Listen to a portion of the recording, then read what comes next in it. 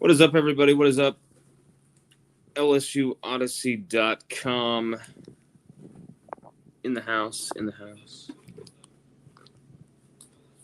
Oh, shit.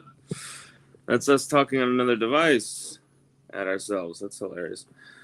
What's up, everybody? What's up? LSU in the last 48 hours. And we were already writing an article about, it was going to be a small article about getting this 3-star tight end from South Carolina, Mike Tyler. Hey, what's up, buddy? See your balloon. And instead, now we have another commit to add to the entire stew, to the entire the dish we are preparing. 48 hours, 2 colossal commits. But not only that, really, it's the fact that LSU just flipped Kade Phillips, one of the top 3 cornerbacks in the country, in my opinion. And I believe in many other analysts' opinion, he would be close to that. Don't know why he's not in the top 50. Don't know why he's not a 5-star. But Kade Phillips, high 4-star, already committed to Texas. LSU gets that decommitment and gets that flip. Secures the flip from Kade Phillips. LSU now has DJ Pickett and Kade Phillips from the state of Texas as part of their disgustingly epic, unbelievable 2025 class. I mean, if you aren't giving this recruiting staff, just their love, this, entire staff, just their flowers right now, if you aren't, complaining about this and that, this staff are giving LSU fans something we have never seen. When you're talking about what Brad Davis does, when you're talking about recruiting offensive linemen, we've never seen anything like that at LSU. When you're talking about what Bo Davis potentially could begin to do and potentially has already started doing with the defensive line, you're talking about bringing Corey Raymond back into the fold, and we already know what he has done with his illustrious career, and he immediately upon his return, he hasn't even coached a single season yet, or even part of a single season yet since his return, and he's already brought in 2 of the top 3 corner prospects in the country to LSU. And not only that, stealing them from Steve Sarkisian's Texas, who are, among the big power players in college football, in high school recruiting right now. Especially with the NIL, all that stuff, the Lambos, all that, all that jazz. So, okay. Brian Kelly, company, Corey Raymond, Bo Davis, Brad Davis, Jake Olson. They haven't given a damn about, whose turf is where. LSU has made it their own. Whether that's, going and getting a guy like DJ Chester and Whit Weeks out of Georgia, 2 really highly prized players out of Georgia.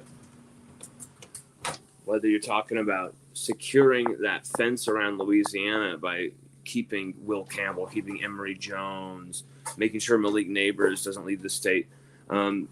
It's just incredible what we have seen over the last few years.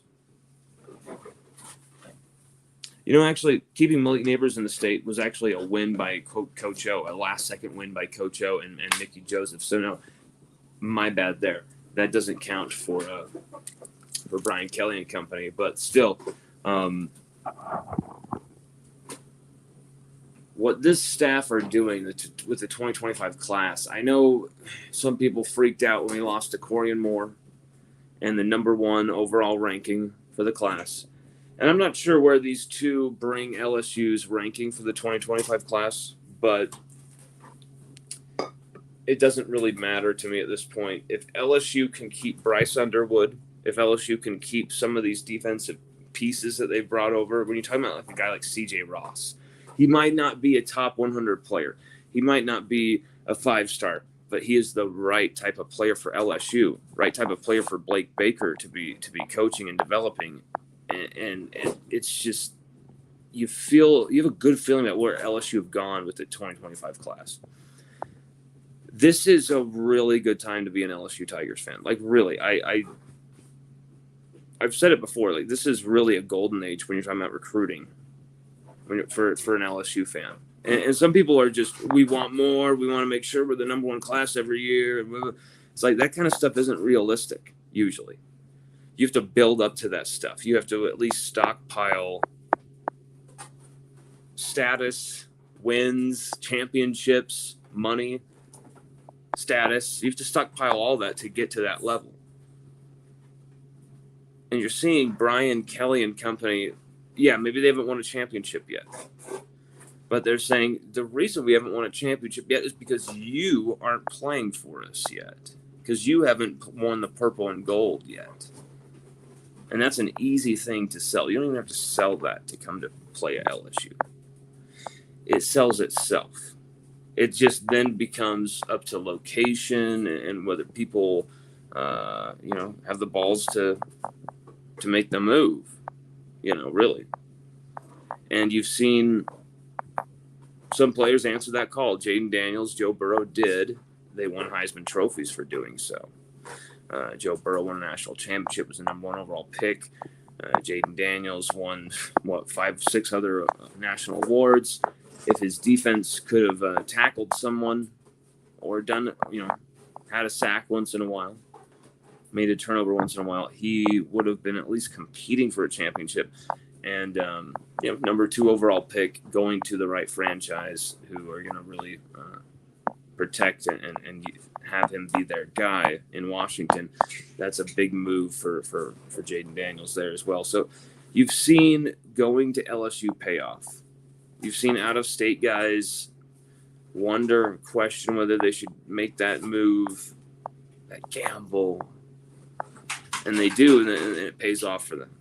And you've seen LSU be able to sell that rich tradition of DBU, which kind of got lost in the last little bit and kind of became something that LSU couldn't sell without any authority. There's no authority behind it when you're on the recruiting trail and you're saying, yes, DBU here, baby. Yeah, DBU. Well, did you coach Derek Stingley? No. Did you coach, Tre'Davious White? No. Did you recruit Tyrann Mathieu? No. Did you bring Eric Reed onto this team? There was no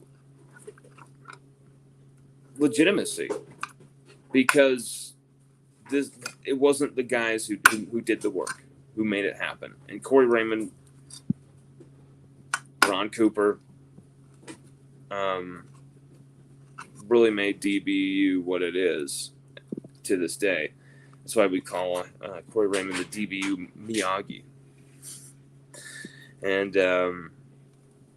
kind of an inside joke with people like A.D. Perkins and a few of us who were there from the beginning of this venture with LSU Odyssey, this Odyssey.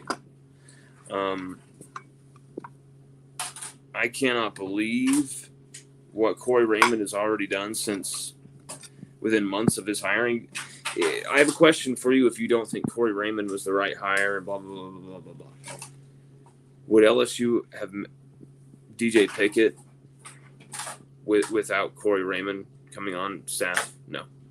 Would LSU right now have been able to flip Cade Phillips right here and now before the season? Hell no. Hell no. So I'm sorry, cooking dinner.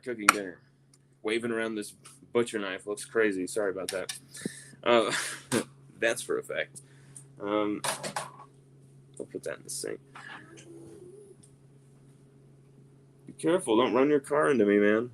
Trying to trip me over with this car.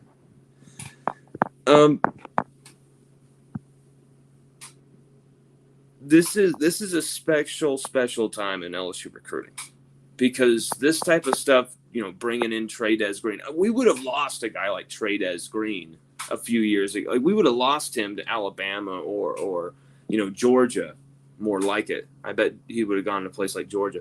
We would have lost a guy like Trades Green a few years ago. Brian Kelly, he makes sure we get him.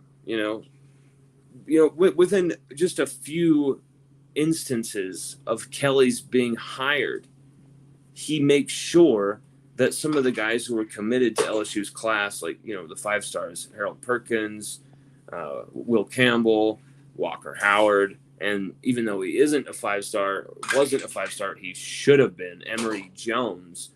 He goes around and makes sure that those guys are still going to stay committed and still going to be with the class. So that, to me, showed instantly that Brian Kelly's going to be all about the recruiting here at LSU. He's going to be all about it. What can he make happen here? What can he make happen here with LSU? And it was like, okay, but it's about the staff he's going to be hiring and what that staff's going to be able to supply him with, the help that they're going to have. Instant he gets hired, who does he bring in? The Godfather, Frank Wilson. Frank Wilson. When we all saw he had hired Frank Wilson, I think we knew, okay, I think Woodward hired the right guy here in Brian Kelly. He gets what this is about, because that's, if I had been hired by LSU, okay, as the head coach in late 2021, Lon Phillips Sullivan's the head coach. Imagine yourself hired as the head coach. Jamer Siobhan, the first female LSU head coach.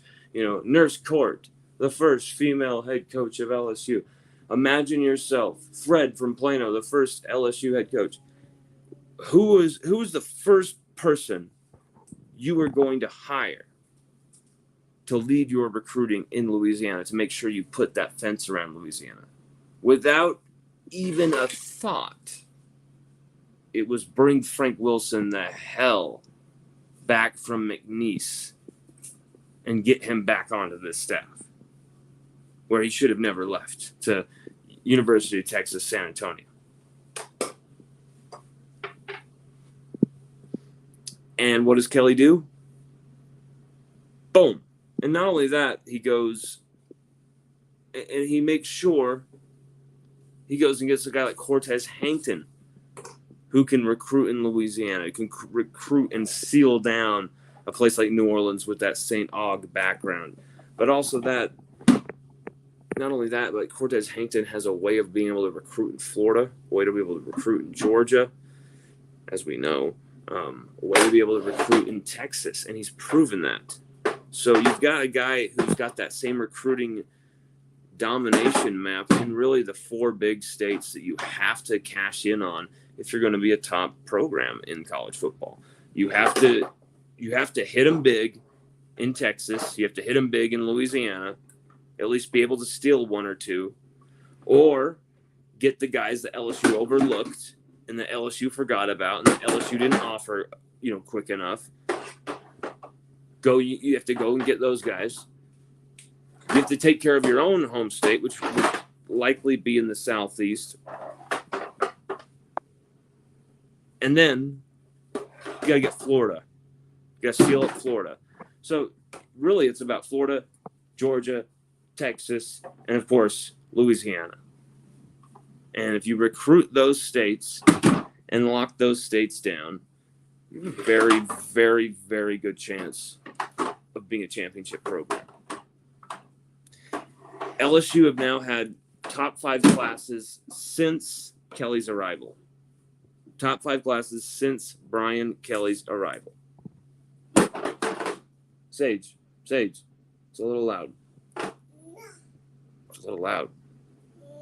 It's a little loud. I'm trying to talk to the people here, Sage. You're interrupting. Sage. Yeah.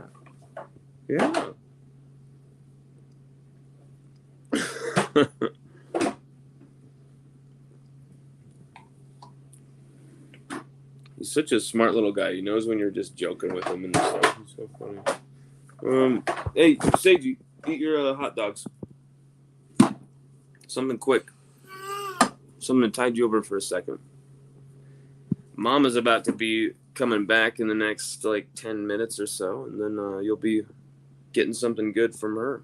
Cooking something actually good instead of something quick like Daddy throws together for you. Kade Phillips. No relation. Kade Phillips. LSU flips Kade Phillips from Texas. No relation. Kade Phillips flips from Texas. Just goes. Does a flip. He does a flip.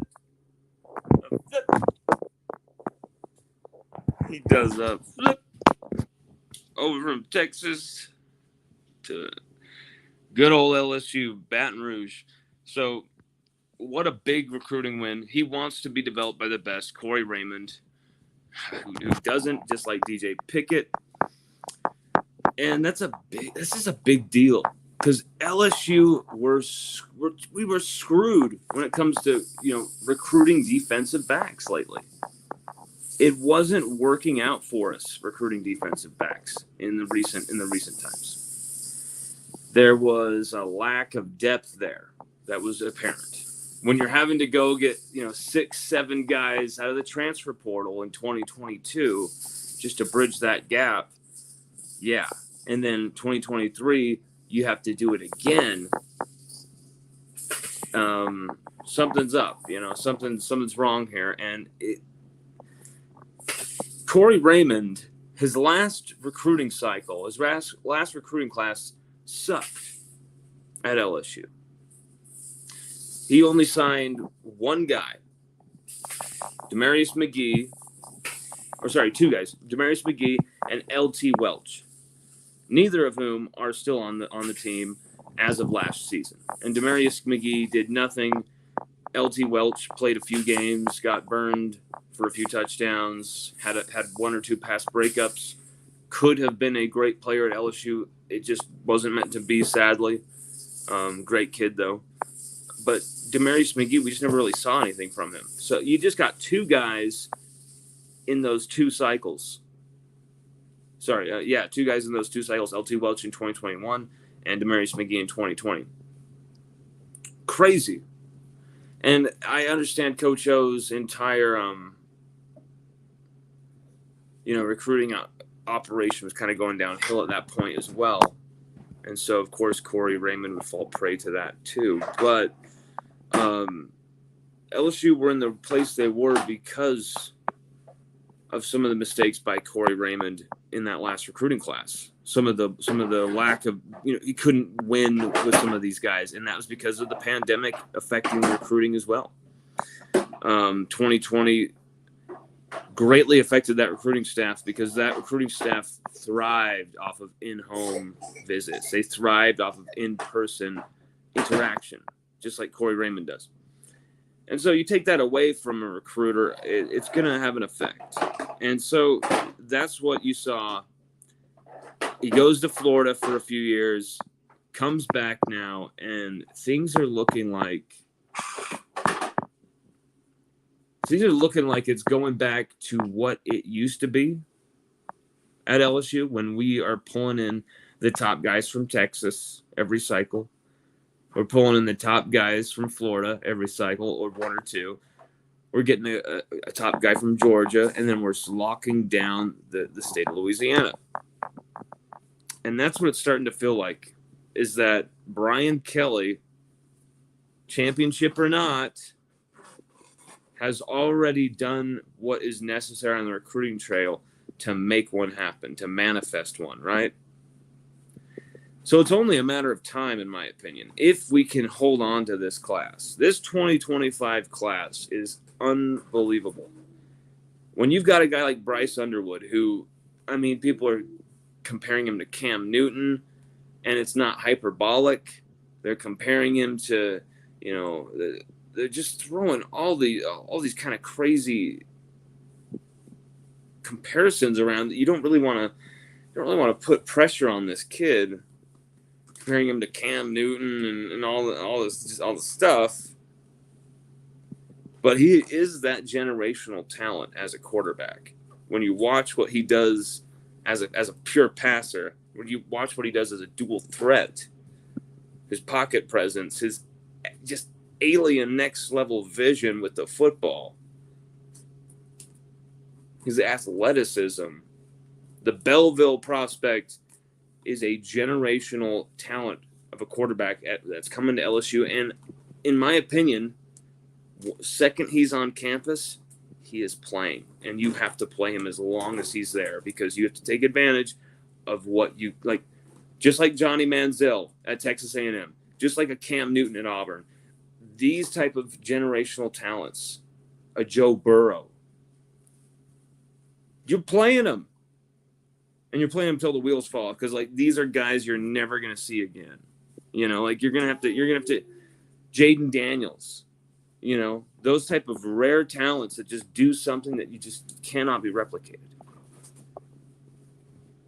Bryce Underwood, potential complete package quarterback for LSU coming up here next season. And you've got a very damn good one right now in Garrett Nussmeier.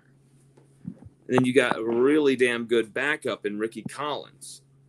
And then your freshman that came in this year is another unbelievable young prospect in Colin Hurley.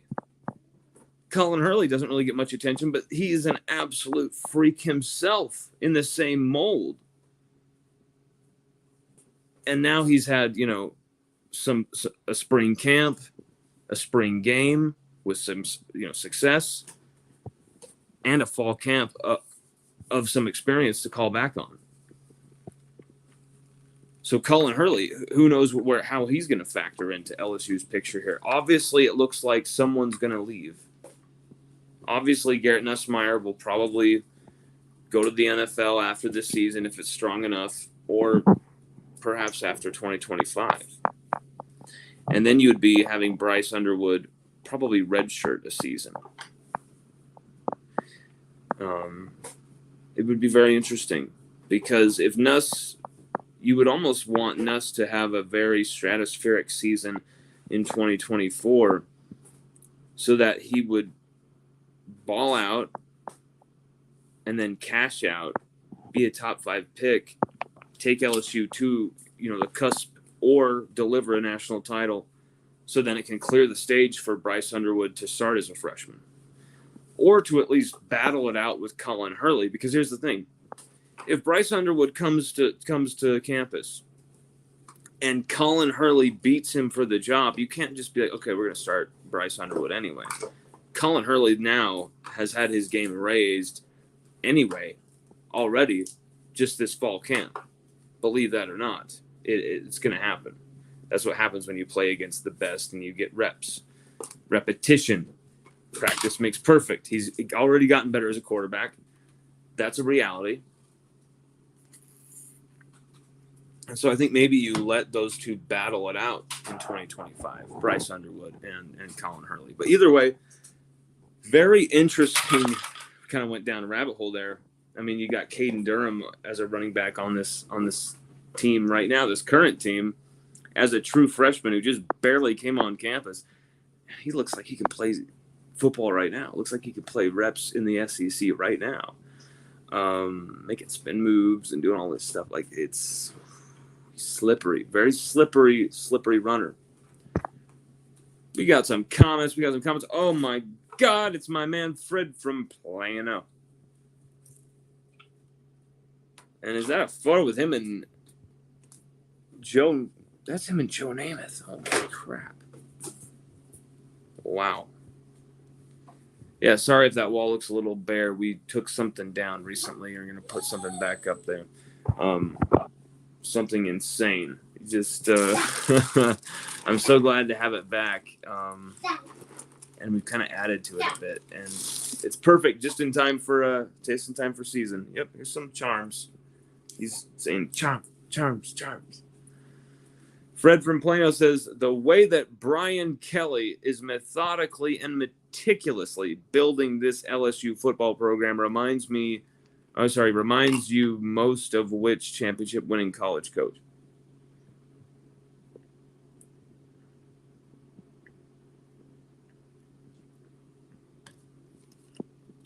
the way that Brian Kelly's methodically and meticulously building this LSU football program reminds you most of which championship-winning college coach? Well, of course. Of course, it reminds me of Lane Kiffin. I mean, duh. Come on, Fred. The GOAT. No, this is straight out of the Saban playbook. And it should be. You step foot in the state of Louisiana and you're going to dare to coach LSU, and you're not going to look at how Saban started his dynasty. You know, the short-lived dynasty that Les Miles kind of rode the coattails of and finished off.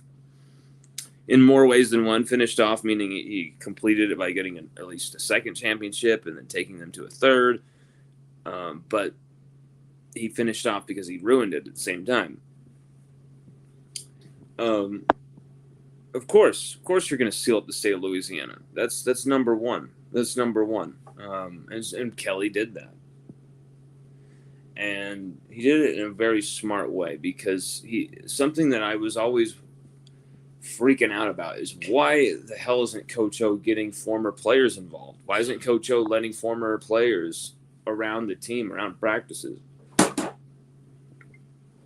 Tyrann Mathieu, Ryan Clark talking to the players.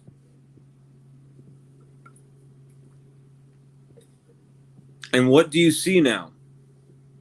You see Ryan Clark, you see Tyrann Mathieu, you see these guys giving speeches to these players, getting them going for games. And that's just a small thing we take for granted now, but that wasn't happening when Coach O was the head coach. It was during that 2019 season. We'll say that. But then in 2020, things really went downhill. 2018, 2017, when he's kind of having to build the brand, there was a lot of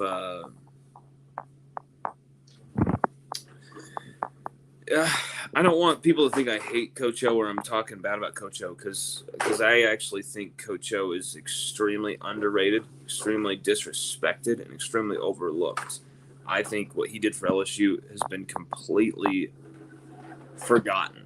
And it's almost like people have been like, well, he doesn't deserve credit for that, for the 2019 team or something. Like, it's truly shocking. And so I'll refrain from what I was going to say, but it just seems like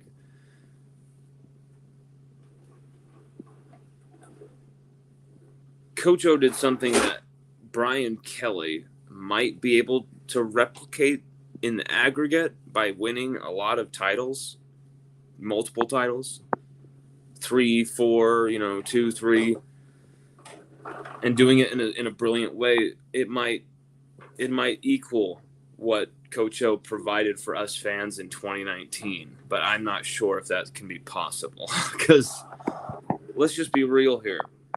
2019 can never be topped. 2019 was like the dream season you always wished your team had, and we were lucky enough to have it. No one else. We had the greatest offense to ever step foot, to ever breathe on a football field. Okay. We had a defense that was littered with now guys who were NFL superstars. Derek Stingley Jr., Patrick Queen. What was that? You look all guilty. Let me see that. Even a guy like Christian Fulton still starting and kicking ass and taking names for the Titans in the NFL. Like, these guys have all played and been successful in the NFL. And that defense was highly overlooked. And in the last few games when it mattered, they were a damn good unit. But still, I'm getting off the thing here. But my point was, Brian Kelly has a chance to win multiple championships. He has a chance to do what Coach O could never do, which was finish the job, which was a line I've heard from a lot of LSU fans. Coach O never finished the job. He never finished the job. Coach O never finished the job. And what they mean by that And what I mean by that, one sec, buddy, is that Coach O should have literally been coach for life at LSU. This is a guy who could have coached at LSU until he died. He was so beloved. He was so successful. He was really starting to understand how to be that CEO guy. And then pandemic happens, and Coach O couldn't recruit, through a screen. He couldn't capture these recruits through the screen. And we're losing all these battles why are LSU losing this battle? Why is LSU losing this guy? Losing all these guys out of the state of Louisiana. It was embarrassing.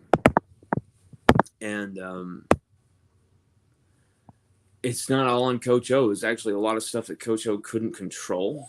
And then he made some mistakes that played right into the continued demise of the whole situation. But now Brian Kelly, the second he was hired, we wrote in an article like The Winds of Change, or I think it's called The Winds of Change on LSUODYSSEY.com. Check it out. It was read by a lot of people when it came out, and it was a highly debated article. One of our most hotly debated articles I think we've ever written. And we were arguing at the time. Right now, we're already seeing Kelly putting in the places of what could be a championship program.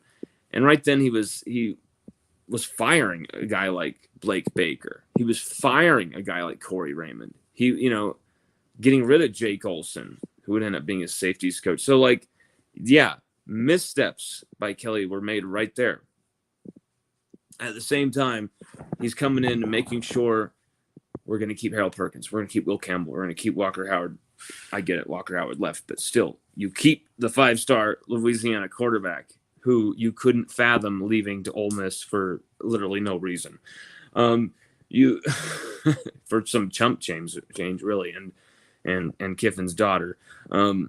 It was unfathomable that he would leave. But Kelly comes in there, secures Emory Jones, making sure Shelton Sampson stays in the state, making sure one by one, all these big time Louisiana targets, Tradez Green, every big time powerhouse talent. And then he's going off and he's picking off Steve Sarkisians now with Kade Phillips, DJ Pickett, DK Moore at one point, and still haven't been able to reclaim DK Moore. He's now with Oregon, which was another prediction we had correctly. And who knows? He'll probably end up with Texas in the end. They'll probably just throw some crazy King's ransom his way, and it'll seal it up. But LSU right now, 2025 recruiting, 2026 recruiting. This is a staff that are absolutely on a recruiting rampage. This staff don't just mean business. They're absolutely dominating the competition. They're absolutely destroying right now.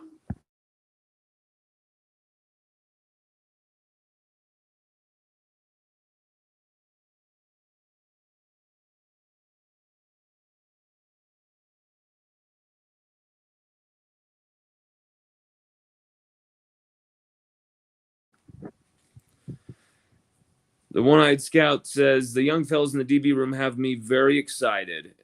Imagine if Steve Spurrier or Mike Leach had this room. Well, Steve Spurrier and Mike Leach were offensive coaches. So I'm not sure what you mean. The young fellas in the DB room have me very excited.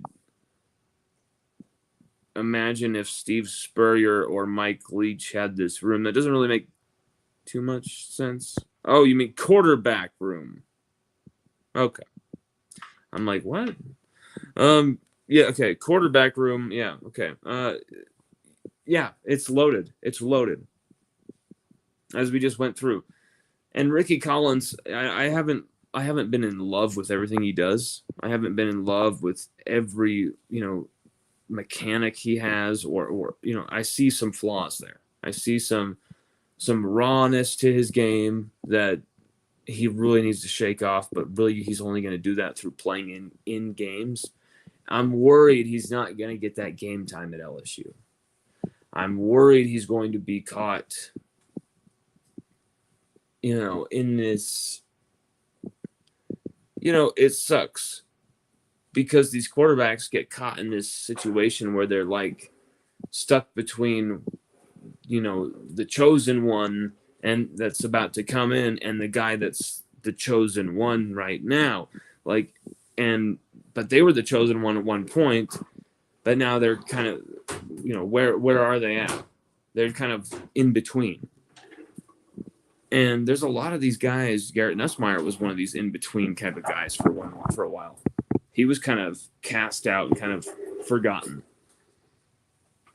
And he made sure that did not last. He made sure he made his mark. And now he's going to get to start a season at LSU. But it took a lot. It took a lot of sacrifice. He sacrificed some years off of his career. So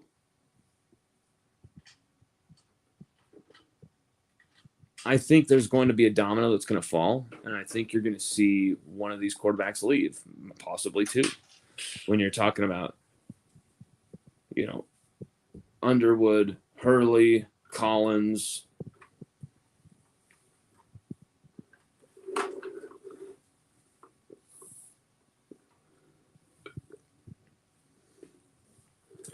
And I believe A.J. Swan can stay for another year as well. And A.J. Swan has looked like he could compete to be that number 2 quarterback.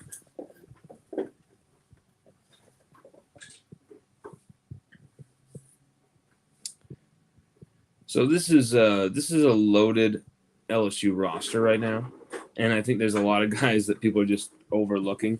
And I think when you look at the recruiting that's coming in, it's just stockpiling the talent more and more and more in every position. Tight end just keeps getting richer.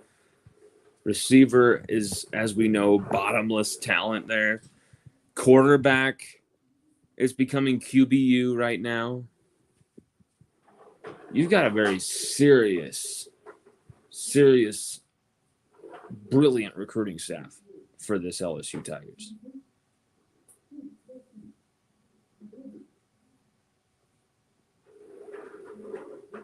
One second.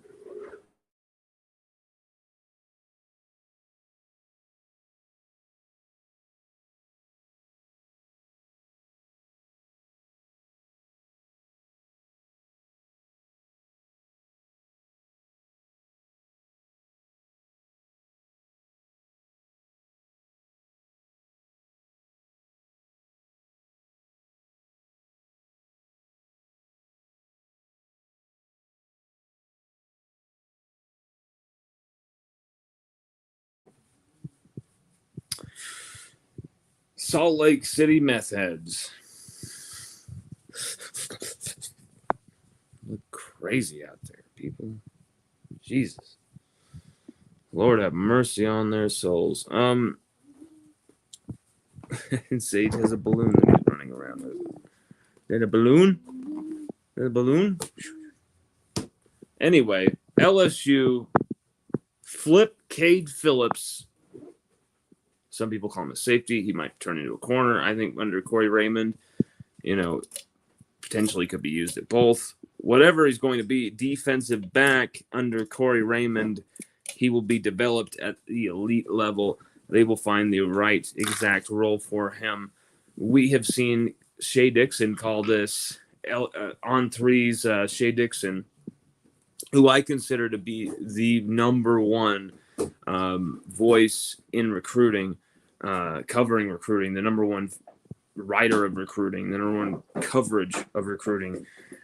And that would also include LSU under that umbrella, because that's the team he specializes in, and he just dominates in that sector. Shea Dixon considered this to be one of the most important moves of the 2025 class for LSU. That's a big statement. So when Shea Dixon says something like that, my eyebrow perks up, because he doesn't usually say these type of things. And so I knew there's something to this. You watch the film of Kade Phillips. We've already been following this player, but not as closely as we should have. And now I'm just like, I am blown away by what LSU are doing as a recruiting staff right now, y'all. I don't care about the, oh, we missed this guy. No, we missed that guy. We couldn't. Shut up. This staff have been pulling them in. The right guys as well. The right guys in. I don't care about the defensive tackle hunt that didn't work well. We basically had guys that were holding our staff for ransom. We don't want that filth on our team anyway. Okay?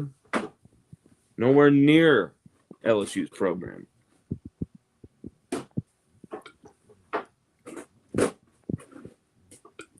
That Gatorade tastes so good. So I'm blown away. I'm really, really pumped up by what LSU are doing as a recruiting staff. I am absolutely. I don't know how Corey Raymond is doing this. Just instantly coming back into, hey, I'm back in town. I've got the LSU blazer on, and it's boom. It's like it doesn't even matter. Like it doesn't even matter that he's left and went to Florida. Like it does. He just went on like a sabbatical. It's like he just went there to screw things up for Florida and then left. It was like, oh, thank God. So everybody, I am pumped. You should be too. LSU are restacking and restocking DBU. It is a beautiful thing. Wide receiver U is already, christened. It's already been definitive. It's already been there. DBU was already there for a long time before then, but it hasn't been that way for a while. And now, LSU have said, listen up. This is DBU.